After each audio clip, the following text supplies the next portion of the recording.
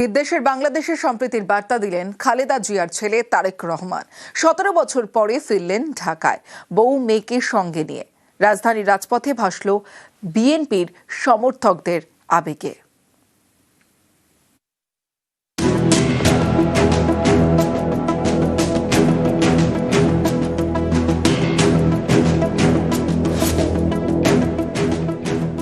এই দেশে মুসলমান, বৌদ্ধ, খ্রিস্টান, হিন্দু সহ বিভিন্ন ধর্মের মানুষ বসবাস করে। যে কোনো মূল্যে আমাদেরকে এই দেশের শান্তি শৃঙ্খলা রক্ষা করতে হবে। 17 বছর পর বাংলাদেশে ফিরলেন তারেক রহমান, প্রাক্তন প্রধানমন্ত্রী খালেদা জিয়ার ছেলে, বিএনপির ভারপ্রাপ্ত চেয়ারম্যান, আগামী দিনে বাংলাদেশের রাজনীতির এক অতি গুরুত্বপূর্ণ নেতা। এমন সময় তিনি দেশে ফিরলেন যখন বাংলাদেশ জুড়ে নৈরাজ্য, বিশৃঙ্খলা এবং সাম্প্রদায়িক হানাহানি। দিকে দিকে আক্রান্ত হচ্ছেন হিন্দুরা, আক্রান্ত সংস্কৃতিও। রেহাই পাচ্ছে না দেশের সবথেকে জনপ্রিয় সংবাদপত্র। ভারতের প্রতি বিদ্বেষের পাহাড়। এই বাংলাদেশে নেমে সম্প্রীতির বার্তা দিলেন তারেক রহমান। এই দেশে মুসলমান, বৌদ্ধ, খ্রিস্টান, হিন্দু সহ বিভিন্ন ধর্মের মানুষ বসবাস করে। যে কোনো মূল্যে আমাদেরকে এই দেশের শান্তি শৃঙ্খলা রক্ষা করতে হবে। ওসমান হাদিকে হত্যা করা হয়েছে, ওসমান হাদি শহীদ হয়েছে। ওসমান হাদি চেয়েছিল এই দেশের মানুষের জন্য গণতন্ত্র প্রতিষ্ঠিত হোক। এই মানুষগুলোর রক্তের ঋণ যদি শোধ করতে হয়, আসুন আমরা আমাদের সেই প্রত্যয় বাংলাদেশ গড়ে তুলব। আমাদের এই প্রিয় মাতৃভূমি 1971 সালে লাখো শহীদের রক্তের বিনিময়ে অর্জিত হয়েছিল। 2024 সালে এদেশের ছাত্র জনতা সহ সর্বস্তরের মানুষ সেদিন 2024 সালের 5ই আগস্ট এই দেশের স্বাধীনতা এবং সার্বভৌমত্বকে রক্ষা করেছিল। একদিকে হাসিনা বিরোধী জুলাই আন্দোলন, অন্যদিকে হাসিনারই বাবা শেখ মুজিবুর রহমানের নেতৃত্বে হওয়া 71-এর লড়াই। প্রত্যাবর্তনের মঞ্চে দুই আবেগেই শান দিলেন তারেক রহমান। সরাসরি হাসিনাকে আক্রমণের পথে একবারও হাঁটলেন না। এটা কি কৌশলে আওয়ামী লীগের ভোটারদের বার্তা দেওয়ার চেষ্টা? মার্টিন লুথার কিং তার একটি বিখ্যাত ডায়লগ আছে, আই হ্যাভ এ ড্রিম। জাতীয়তাবাদী দলের একজন সদস্য হিসাবে আপনাদের সামনে আমি বলতে চাই, আই হ্যাভ এ প্ল্যান। আপনারা যদি আমাদেরকে সহযোগিতা করেন, আমরা আই হ্যাভ এ প্ল্যান বাস্তবায়ন করতে সক্ষম হব। 17 বছরের স্বেচ্ছা নির্বাসন কাটিয়ে লন্ডন থেকে ঘরে ফিরেছেন খালেদা পুত্র। আগের রাত থেকেই রাজপথে বিএনপি সমর্থকেরা। বুধবার তারেক যখন লন্ডনের হিথ্রো বিমানবন্দর থেকে বাংলাদেশের বিমানে উঠছেন, তখন ঢাকার 300 ফিটে তৈরি হচ্ছে 48 ফুটের মঞ্চ। বৃহস্পতিবার সকালে প্রথমে বাংলাদেশের সিলেটে নামে তারেকের বিমান। ততক্ষণে ঢাকার রাজপথ বিএনপির দখলে। ঘড়ির কাঁটা তখন 12টা ছুঁই ছুঁই। ঢাকার হযরত শাহজালাল বিমানবন্দরে নামে তারেকের বিমান। তারেকের সঙ্গী তাঁর স্ত্রী জুবাইদা এবং মেয়ে জাইমা। দেশের মাটিতে পা দিয়েই আবেগে ভাসেন খালেদা পুত্র, হাতে তুলে নেন দেশের মাটি। এরপর বিমানবন্দর থেকে বাসে করে সভাস্থলের দিকে রওনা। ঢাকার রাস্তায় তখন জনপ্লাবন। ভিড়ের চাপে বারবার থমকে গেল তারেকের বাস। বিমানবন্দর থেকে 300 ফিটের দূরত্ব মেরে কেটে 13 কিলোমিটার। পৌঁছতে সময় লাগার কথা আধ ঘন্টা। সমর্থকদের ভিড়ে লেগে গেল 3 ঘন্টারও বেশি। দুপুর 3টের পর মঞ্চে ওঠেন তারেক রহমান। আসুন সকলে মিলে কাজ করব, যেখানে আমরা সকলে মিলে আমাদের প্রত্যাশিত বাংলাদেশকে গড়ে তুলব। সন্তান হিসাবে আমার মন আমার মায়ের বিছানার পাশে পড়ে আছে। এই মানুষগুলোকে, যাদের জন্য দেশনেত্রী খালেদা জিয়া জীবন উৎসর্গ করেছেন, সেই মানুষগুলোকে আমি কোনোভাবেই ফেলে যেতে পারি না। সেজন্যই আজ হাসপাতালে যাবার আগে আপনাদের প্রতি কৃতজ্ঞতা প্রকাশ করার জন্য আমি এখানে দাঁড়িয়েছি আপনাদের সামনে। ভাষণের পরে অসুস্থ খালেদা জিয়াকে দেখতে হাসপাতালে যান তারেক। ঝড় তুলে দেশে ফিরলেন তারেক। এবার বাংলাদেশের রাজনীতিতে কেমন ঝড় তোলেন সেটাই দেখার। নিউজ 18 বাংলা। বাবার কবরে শ্রদ্ধা তারেকের। জিয়াউর রহমানের কবরে তারেক রহমান। বাবার কবরে শ্রদ্ধা ছেলে তারেক রহমানের। সাভারের স্মৃতিসৌধে মুক্তিযুদ্ধের শহীদদের শ্রদ্ধা বিএনপির ভারপ্রাপ্ত চেয়ারম্যান তারেক রহমানের। খালেদা জিয়ার আরোগ্য কামনায় বিশেষ প্রার্থনা। ঢাকার সব মসজিদে শুক্রবার বিশেষ প্রার্থনা হয়।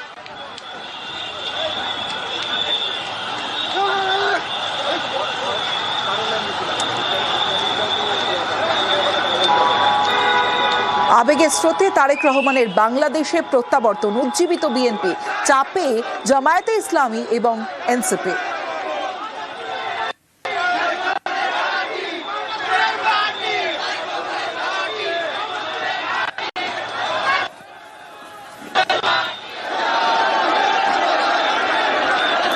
মার্টিন লুথার কিং, তার একটি বিখ্যাত ডায়লগ আছে, আই হ্যাভ এ ড্রিম। এই বাংলাদেশের মাটিতে দাঁড়িয়ে বাংলাদেশ জাতীয়তাবাদী দলের একজন সদস্য হিসাবে আপনাদের সামনে আমি বলতে চাই, I have a plan for the people of my country.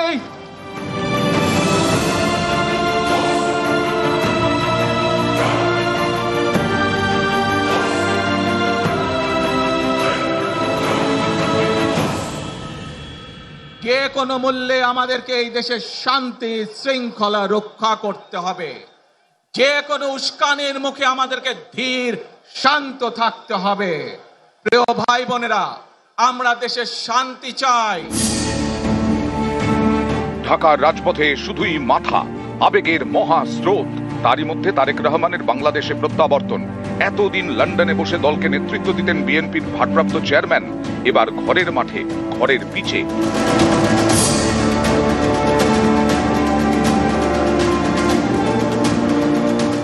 গত 1.5 দশকের বেশি সময় ধরে বাংলাদেশের ক্ষমতার বাইরে বিএনপি, কিন্তু এখন পরিস্থিতি অনেকটাই বদলেছে। তারেকের প্রত্যাবর্তন বাংলাদেশের অভ্যন্তরীণ রাজনীতির অনেক সমীকরণই বদলে দিতে পারে। চাপ বাড়াতে পারে এমন বহু শিবিরের যারা ঢাকার মাসনাদের দিকে তাকিয়ে আছে। শেখ হাসিনা দেশ ছাড়ার পর বাংলাদেশের অন্দরে রাজনৈতিক সমীকরণ অনেকটাই বদলে গেছে। জামায়াতে ইসলামীর উপর থেকে নিষেধাজ্ঞা তুলে নিয়েছে মোহাম্মদ ইউনূস প্রশাসন। ফলে এবার তারা সরাসরি ভোটের ময়দানে, জেলায় জেলায় দল করে প্রচারও করছে। গত কয়েক মাসে নিঃসন্দেহে সংগঠন এবং কর্মীর সংখ্যা বাড়িয়েছে জামায়াতে ইসলামী, কিন্তু বিএনপির মতো শক্তিশালী রাজনৈতিক দলের ধারে কাছেও যেতে পারেনি।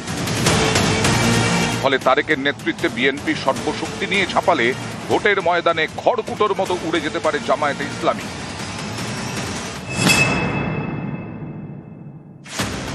হাসিনার আমলে নিষিদ্ধ হলেও বাংলাদেশের রাজনীতিতে জামায়াতে ইসলামীর উপস্থিতি বহুদিনের। এই ময়দানে নতুন খেলোয়াড় ছাত্র নেতারা, যাদের উত্থান মূলত হাসিনা বিরোধী জুলাই আন্দোলনের সময় থেকে। ছাত্র নেতাদের রাজনৈতিক দল এনসিপি, ন্যাশনাল সিটিজেন পার্টি এবার ভোটে লড়ছে। আবার কিছু ছাত্র নেতা আছেন যারা নির্দল হিসেবে ময়দানে নেমেছেন, যেমন ছিলেন ওসমান হাদি। ছাত্র নেতাদের সমস্যা হলো তারা আন্দোলন করে সরকার বদল করেছেন, কিন্তু সরকার কিভাবে তৈরি করবেন সেটা জানেন না। ফলে তাদের চোখের সামনেই বিএনপির এবং জামায়াতে ইসলামী খুঁটি সাজিয়ে চলেছে। এই পরিস্থিতিতে তারেক রহমান নিজে ময়দানে নামায় ছাত্র নেতাদের ওপর চাপ কয়েক গুণ বেড়ে গেল। বৃহস্পতিবার সকালে বাংলাদেশে ফেরেন তারেক, দীর্ঘ 17 বছর পর। এদিনই এনসিপির কেন্দ্রীয় কমিটির নেতা মীর আরশাদুল হক দল ছাড়েন, ঘোষণা করেন বিএনপিকে সমর্থন করার কথা। শেখ হাসিনা দেশ ছাড়ার পর থেকে বাংলাদেশের রাজপাট সামলাচ্ছেন প্রধান উপদেষ্টা মোহাম্মদ ইউনূস। স্বাভাবিকভাবেই প্রশ্ন উঠছে, তারেক রহমান দেশে ফেরার পর তার কি হবে? প্রথমত ইউনূসের দায়িত্ব বাংলাদেশে ভোট করানো। ভোটের পর নতুন সরকারের হাতে দায়িত্ব তুলে দিয়ে সরে যেতে হবে তাকে। খুব বেশি হলে নতুন সরকার তাকে রাষ্ট্রপতির পদ দিতে পারে। তবে কি তারেকের অভ্যর্থনায় লাল কার্পেট বিছিয়ে সেই পথই পাকা করে রাখতে চাইছেন মোহাম্মদ ইউনূস?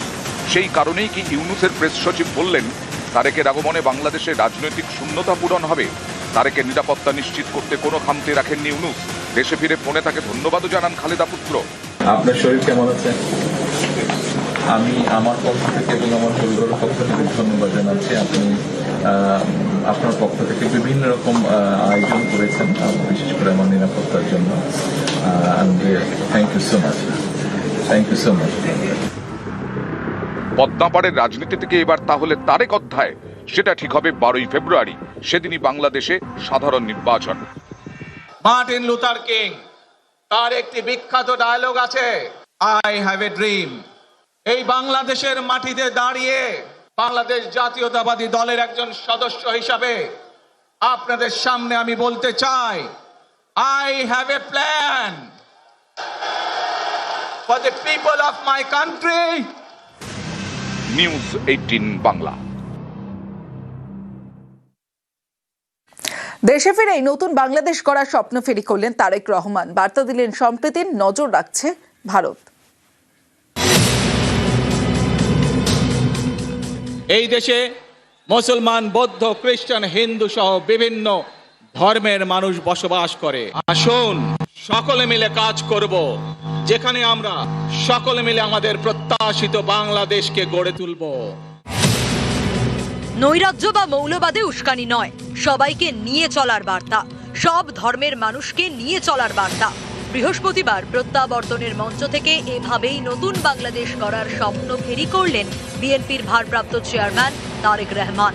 তারেকের এই বার্তা ভারতের কাছে হতে পারে আশার আলো, কারণ নয়াদিল্লি চায় পড়শি দেশটি এমনই হোক যেখানে শান্তি আছে, সাম্প্রদায়িক সম্প্রীতি আছে এবং মুক্তিযুদ্ধের প্রতি আবেগ আছে। এই মুক্তিযুদ্ধের আবেগই দেশের সম্পর্কের ভিত্তি। হাসিনা দেশ ছাড়ার পর বারবার মুক্তিযুদ্ধের ইতিহাসকে ধ্বংস করার চেষ্টা করেছে ভারত বিরোধী শক্তিগুলি। এদিন তারেক রহমানের ভাষণে শোনা গেল সেই ৭১-এর লড়াইয়ের কথা। আমাদের এই প্রিয় মাতৃভূমি 1971 সালে লাখো শহীদের রক্তের বিনিময়ে অর্জিত হয়েছিল। তারেকের ঘরে ফেরা এবং বাংলাদেশের রাজনীতিতে তার ভূমিকার দিকে নিশ্চিতভাবেই নজর রেখেছে নয়াদিল্লি। মোহাম্মদ ইউনূসের আমলে ঢাকার সঙ্গে কূটনৈতিক সম্পর্ক চালিয়ে যাওয়া দিল্লির পক্ষে দিন দিন কঠিন হয়ে পড়ছে। এই পরিস্থিতিতে বাংলাদেশে কোনো নির্বাচিত সরকার এলে ভারতের পক্ষে তা একরকম স্বস্তির। তাছাড়া ভৌগোলিক অবস্থানের কারণে বাংলাদেশ ভারতের কাছে খুবই গুরুত্বপূর্ণ। পূর্ব এবং উত্তর পূর্বের একাধিক রাজ্যে বাংলাদেশের সীমান্ত।